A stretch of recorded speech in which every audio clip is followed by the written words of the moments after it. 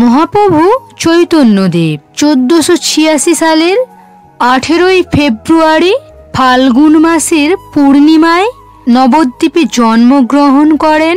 তার পিতার নাম জগন্নাথ মিশ্র এবং মাতা শচীদেবী। জগন্নাথ মিশ্র পূর্বে বাস করতেন। এরপর তিনি গঙ্গাবাসের উদ্দেশ্যে নবদ্বীপে বাস শুরু করেন। অল্প বয়সে চৈতন্যদেব পিতাকে হারান। তার জ্যৈষ্ঠ ভ্রাতা বিশ্বরূপ পিতার মৃত্যুর পূর্বেই সন্ন্যাস গ্রহণ করে গৃহত্যাগ করেছিলেন। চৈতন্যদেব বাল্যকাল থেকে নিমাই নামে পরিচিত ছিলেন। 8 বছর বয়সে তিনি গঙ্গানগরে গঙ্গাদাস পণ্ডিতের গুরুকুলে প্রবেশ করেছিলেন। চৈতন্যদেব একজন মেধাবী ছাত্র ছিলেন এবং পড়াশোনায় খুব পারদর্শী হয়েছিলেন। শোনা যায় তাঁর জ্ঞান এত বেশি ছিল যে তিনি একবার তর্ক বিতর্কে কেশব কাশ্মীরি নামক একজন বিদ্বান ব্যক্তিকে হারিয়ে দিয়েছিলেন। ছোট্ট থেকেই চৈতন্যদেব মন্ত্র ও অন্যান্য ধর্মীয় স্তবগুলি আবৃত্তি করতেন এবং পণ্ডিতের মতো জ্ঞান ছড়িয়ে দিতেন। অনেকে বলতেন যে তাঁর শ্রীকৃষ্ণের কল্পনার সঙ্গে মিল আছে। তিনি কিশোর বয়সে গয়া গিয়েছিলেন এবং সেখানে তার ঈশ্বরপুরী নামক এক সন্ন্যাসীর সাথে দেখা হয়। পরবর্তী জীবনে তিনি তার গুরু হয়েছিলেন। মহাপ্রভু চৈতন্যদেব শহরে ফিরে এসে বিশিষ্ট ধর্ম প্রচারক হয়ে উঠেছিলেন। তারও আগে তিনি নদিয়ার মধ্যে বৈষ্ণব গোষ্ঠীর প্রখ্যাত নেতা হিসেবে বিবেচিত হন।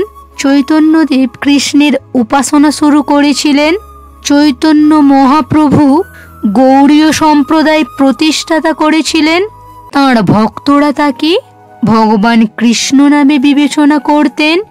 তিনি তার ভক্তদের শেখাতেন কিভাবে ঈশ্বরের প্রতি ভক্তি ও শ্রদ্ধা করতে হয়। হরে কৃষ্ণ ও হরে রামের মন্ত্রপাঠের জন্য বিখ্যাত। চৈতন্য মহাপ্রভু গৌরাঙ্গ এবং গৌর নামেও পরিচিত। 15 বছর বয়সে মহাপ্রভু শ্রী চৈতন্যদেব নদিয়ার বল্লভাচার্যের কন্যা লক্ষ্মী দেবীর সাথে বিবাহ করেন। গয়ায় পৃথ্বীদেবের পিণ্ড দিতে গিয়ে মাধব কেন্দ্রপুরীর শিষ্য ঈশ্বরপুরীর নিকট দীক্ষা গ্রহণ করে ফিরে আসেন। দীক্ষা গ্রহণের পর থেকে নিমাইয়ের অনেক পরিবর্তন লক্ষ্য করা যায়। ধীরে ধীরে নিমাই টোলের অধ্যাপক থেকে কৃষ্ণ প্রেমিক হতে শুরু করেন। 24 বছর বয়সে নিমাই মাতা ও স্ত্রীকে ত্যাগ করে কোঠায়তে এসে সন্ন্যাসী কেশব ভারতীর নিকট সন্ন্যাস গ্রহণ করেন। তখন তার নাম হয় শ্রীকৃষ্ণ চৈতন্য। চৈতন্যদেব সন্ন্যাস নেওয়ার পর চৈতন্যদেব একবার নবদ্বীপের কাছে শান্তিপুরে অদ্বৈতের বাড়িতে এসেছিলেন। সেখানে তিনি মাতা শচীদেবীর সাথে সাক্ষাৎ করেন, কিন্তু সন্ন্যাসীদের স্ত্রী সাক্ষাৎ নিষিদ্ধ বলে চৈতন্যদেবের দ্বিতীয় স্ত্রী বিষ্ণুপ্রিয়া চৈতন্যদেবকে দর্শন করতে পারেননি। শান্তিপুর থেকে চৈতন্যদেব পুরীতে গমন করেন। পরে কয়েকবার তিনি নবদ্বীপে এসে মায়ের সাথে দেখা করেছিলেন এবং তখন বিষ্ণুপ্রিয়াকে পাদুকা দান করেছিলেন। এরপর তিনি বৃন্দাবন, প্রয়াগ, কাশী বিভিন্ন তীর্থ ভ্রমণ করেন। নিত্যানন্দ, অদ্বৈত, গদাধর, শ্রীনিবাস, রামানন্দ, হরিদাস প্রভৃতি বৈষ্ণবগণ ছিলেন তার প্রধান পরামর্শক। এদের মধ্যে অদ্বৈত ও নিত্যানন্দকে চৈতন্যদেবের 2 অঙ্গস্বরূপ কল্পনা করা হয়। নিত্যানন্দ চৈতন্যের খুবই প্রিয়ভাজন ছিলেন। নিত্যানন্দ একবার যোগায়ু মাধাই নামক নদিয়ার 2 পাপিষ্ট ব্রাহ্মণ কুমারকে উদ্ধার করতে চাইলেন। সে লক্ষ্যে তিনি অনেক ভক্তদের সাথে নিয়ে নাম কীর্তন করতে করতে যোগাই মাধাইয়ের বাড়ির উদ্দেশ্যে রওনা হলেন। যোগাই মাধাই মদ পান করে ঘুমাচ্ছিলেন। নাম কীর্তন শুনে তাদের ঘুম ভাঙায় তারা খুব বিরক্ত হলেন। নিত্যানন্দ বারবার তাদেরকে হরিনাম করার অনুরোধ করলেন।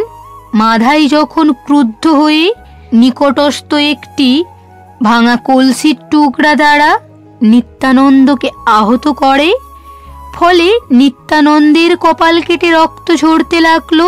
চৈতন্যদেব ওই খবর পেয়ে ওই স্থানে ছুটে আসেন।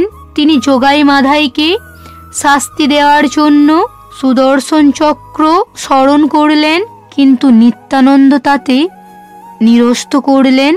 শত্রু কর্তৃক আঘাত পেয়েও শত্রুকে ক্ষমা করার মতো উদারতা আর কি হতে পারে? নিত্যানন্দের উদারতা ও মহত্ব দেখে যোগাই মাধাইয়ের বোধোদয় হয়। অবশেষে গৌর নিতাইয়ের পরশে যোগাই মাধাই শুদ্ধ বৈষ্ণব ভক্তে পরিণত হন। বৈষ্ণবদের মতে চৈতন্যদেব রাধা ও কৃষ্ণের মিলিত রূপ।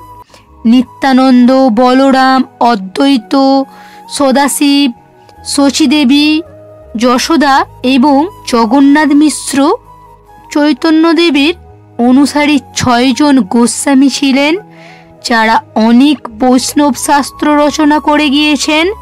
সেই 6 জন গোস্বামী হলেন রূপ, সনাতন, জীব, রঘুনাথ ভট্ট, রঘুনাথ দাস এবং গোপাল ভট্ট।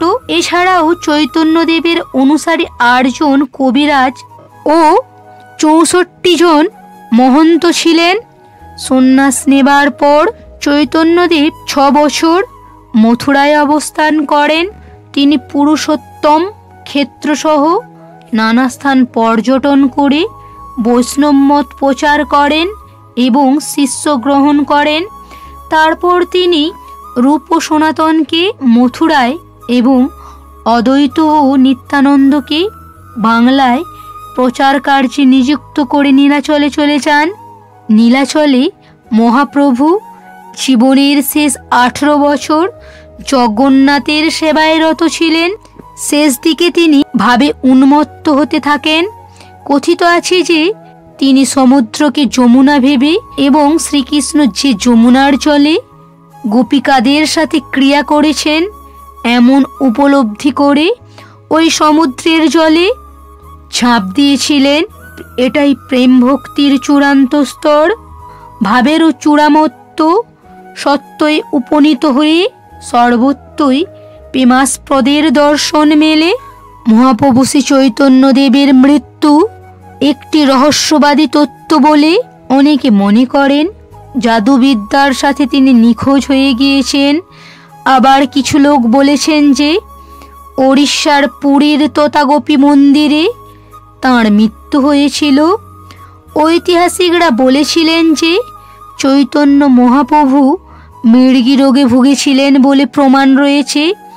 এছাড়াও তারা বলেছিলেন চৈতন্য মহাপ্রভু মৃগী রোগে আক্রান্ত হয়ে মৃগী রোগে মারা গিয়েছিলেন 1534 সালে 14 জুন। তবে আজও তার মৃত্যু রহস্য সবার কাছে অজানা।